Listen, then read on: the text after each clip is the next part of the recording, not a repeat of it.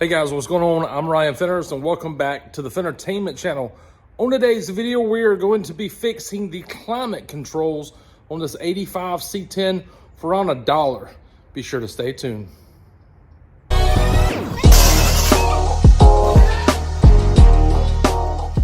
So on the climate control here, it's off. The fan is on low. I have it on hot because right now it's like 40 degrees here in South Carolina. Let's move this to the max portion here. Once we move it to max, the hissing sound starts. The hissing is going to be a vacuum leak, I believe. Maybe to barely hear that. Move it to norm. Gets a little bit louder. Bi-level gets a little bit louder. Vents about the same. Heat is really loud. And the defrost isn't as loud as heat is. Now I believe we have a vacuum leak behind the climate control system, and today we're going to try to fix that. And if you cannot hear the hissing over the exhaust of this truck here, we'll go ahead and turn the truck off, and then you should be able to hear the hissing until the vacuum slowly leaks out.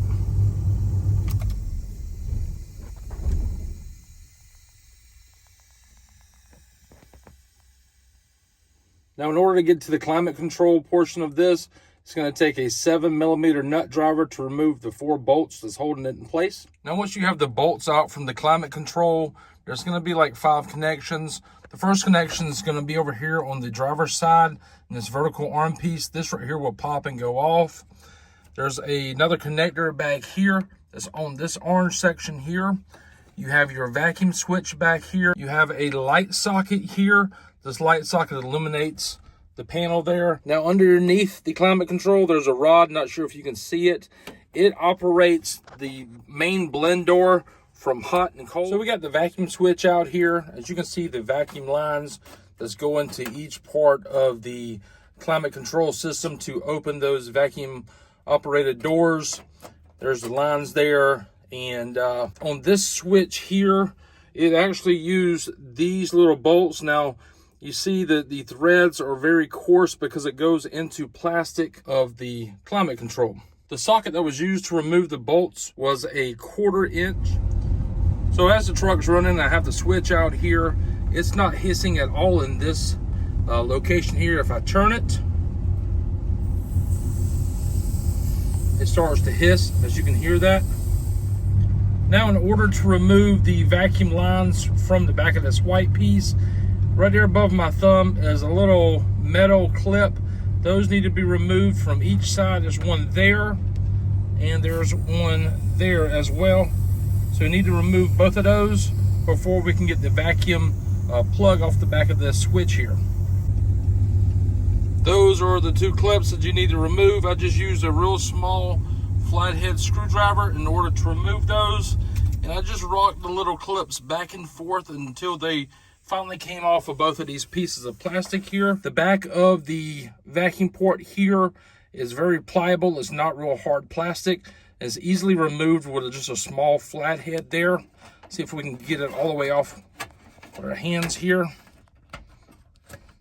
Just like so. So this is the piece out of the truck here. And as you can see on the back, it looks like it has this white piece, this metal piece, the black piece, and then the white piece. Okay, but if you notice down here, you have, looks like 2 clips. And if we release these clips, this white piece on the very back is gonna fall off. So while I have everything apart here, I'm gonna take a Q-tip and some glass cleaner and clean the inside of this black piece here where the maze is at. When we reassemble it, we're gonna reassemble it without this white piece here and a bolt and a nut.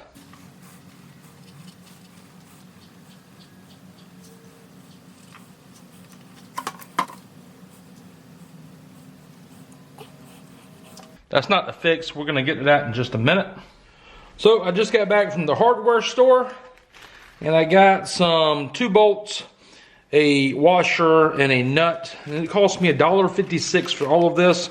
However, I wanted to experiment with 2 different lengths of bolts here. So I also picked up a washer and a locking nut to go along with this as well. Now, what I have here is I have that Phillips head screw going down through this white plastic piece, going through the black piece.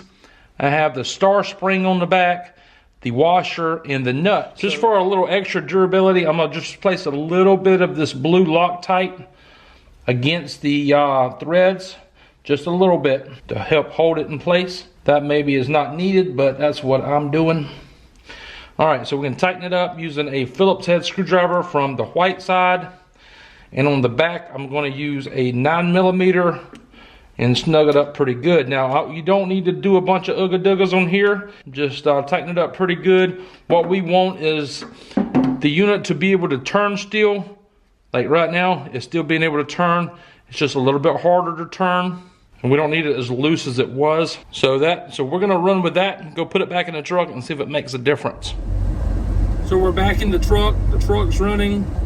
I still have this on high here.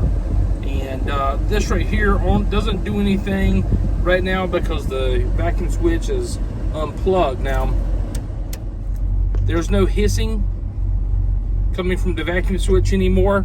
Only hissing is when you change the selection of this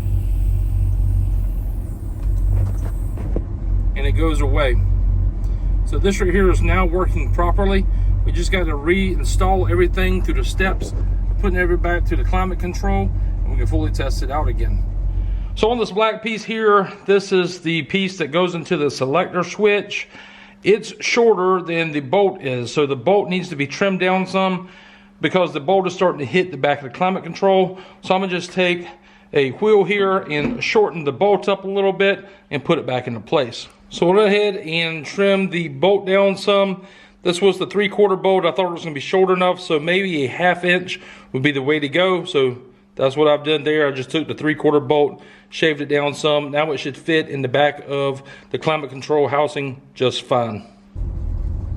So I went ahead and removed the climate control from its location, moved it down this right here location here so we can see exactly if this nut off of that modification we did is hitting. I think it is barely clearing. And what I can say that is this right here. I have it on low. We're gonna put it on high, or I'm gonna just leave it on medium. Right now it's on defroster. We have air coming out of the defroster. Maybe a little bit of air coming out of here. Next we're gonna go to heat.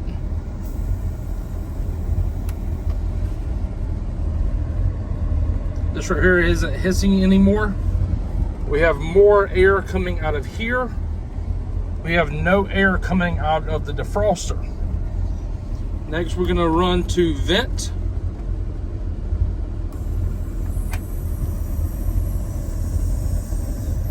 And that little bit of hissing you hear, that's leaving one of the chambers going to the next chamber. So it's opening and letting vent from one actuator to another one. So on vent here, that's working there, and I heard the vent over on the underneath the dash open, I do believe. Bi-level.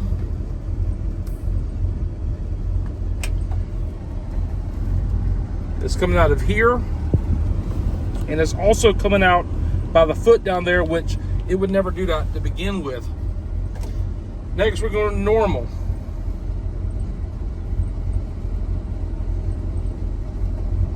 Okay, so it's normal air blowing out of here, coming out of here, none out of the defroster, and just a little bit coming out down here at the foot.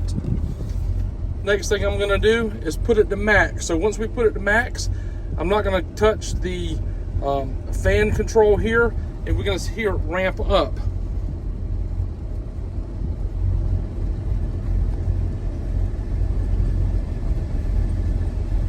You hear it ramp up there. So now the max cooling is working. I don't have the air conditioner compressor hooked up, but that's what it is.